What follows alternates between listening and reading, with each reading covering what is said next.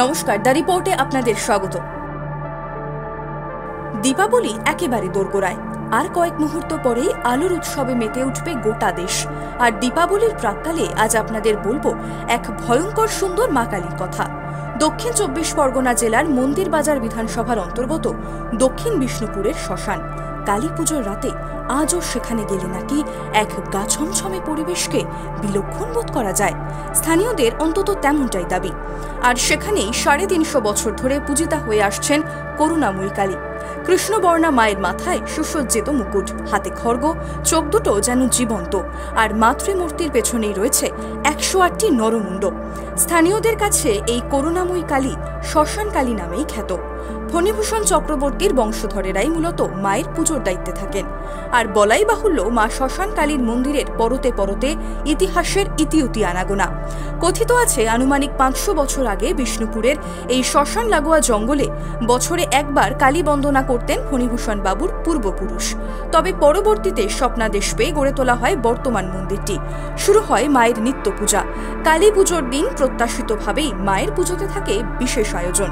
কোন কোন উপকরণের আতিশয্যে আরাধনা করা হয় মায়ের, শুনে নেব ফণীভূষণ চক্রবর্তীর ভাইপো শ্যামল কুমার চক্রবর্তীর কাছ থেকেই। আমার কাকাকে আমাদের বাড়িতে ৪-৫০০ বছরের পুজো, বললে পুজো ঠিক হচ্ছে না, আমাকে নিত্য পুজোর ব্যবস্থা কর। তখন কোথায় করবো মা?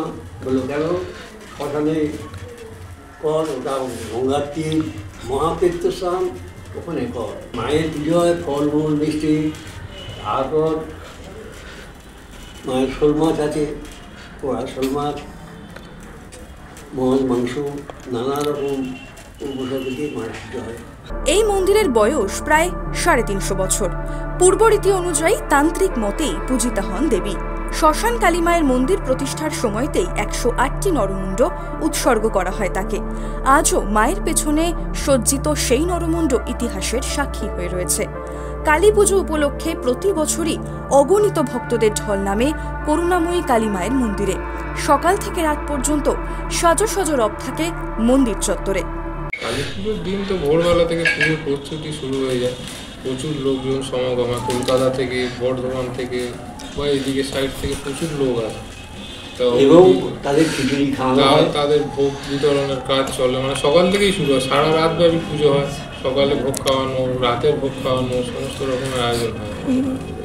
তাই বলাই যায় দীপান্বিত অমাবস্যায় জাগ্রত শ্মশান কালীর সৌজন্যে এক অদ্ভুত সুন্দর পরিবেশের সাক্ষী থাকেন মন্দিরে আগত দর্শনার্থীরা। দক্ষিণ ২৪ পরগনা থেকে মামুনি রায়, দ্য রিপোর্ট। আরও বিভিন্ন খবরের আপডেট জানতে হলে দ্য রিপোর্ট চ্যানেলটিকে সাবস্ক্রাইব করতে ভুলবেন না, কারণ আপনাদের একটা সাবস্ক্রিপশন আমাদের কাছে অত্যন্ত মূল্যবান। জয় হিন্দ।